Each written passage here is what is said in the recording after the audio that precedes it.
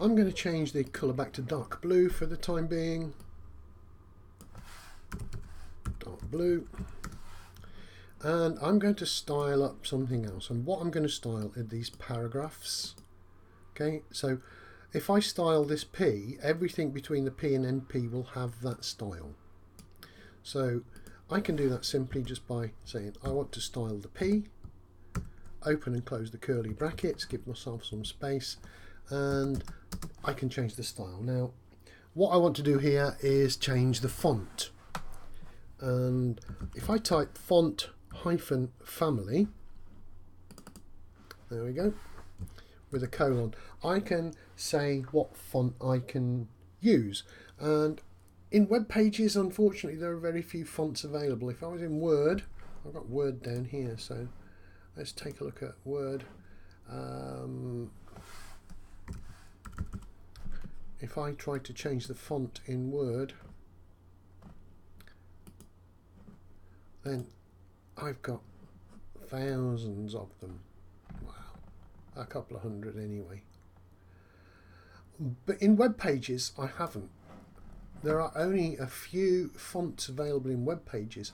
Word is designed to be viewed on a computer screen, and so we can use graphics to make it look all sort of nice and strange. But a web page isn't designed to be viewed on a screen. I know you generally do, but it's designed to be looked on a tablet or a small phone, or even on an Apple Watch or on a big screen. And think about a small watch. We can't do any typing in Word on a small watch, and if we had very small fonts, we wouldn't be able to see them at all. So there are very few fonts available to web pages. The trick is either to install fonts into your web browser, which not everybody has, it certainly wouldn't work on a watch, or to use a picture. In other words, take a snip of something that you've done. So instead of it being words, it's a picture. But I'm going to use an actual font style, and the font style I'm going to choose is Verdana. And that sort of takes off all of these. If you take a look at this T, it's got sort of a cross piece at the top, but it's got some things that just dangle, and at the bottom of the T it's got a little tail at the bottom. And what Verdana is something which actually doesn't have any of these embellishments. It just gives me a straightforward T.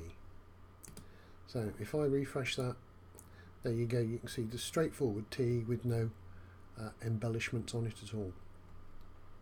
So there are very few that you can use. Verdana is one. On the page I've given you a list.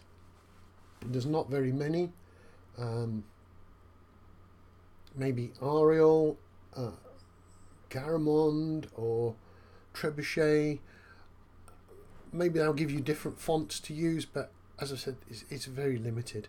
And we tend to write in this kind of font without the embellishments, because that makes it easy for people to read. As you can see with this Jabberwocky here, the J's got a tail, the B's got a little tail there, and the A's got a little curl at the bottom.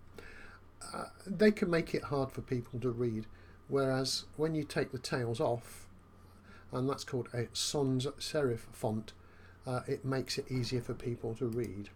So I've now changed all my paragraphs to have a font which is Verdana.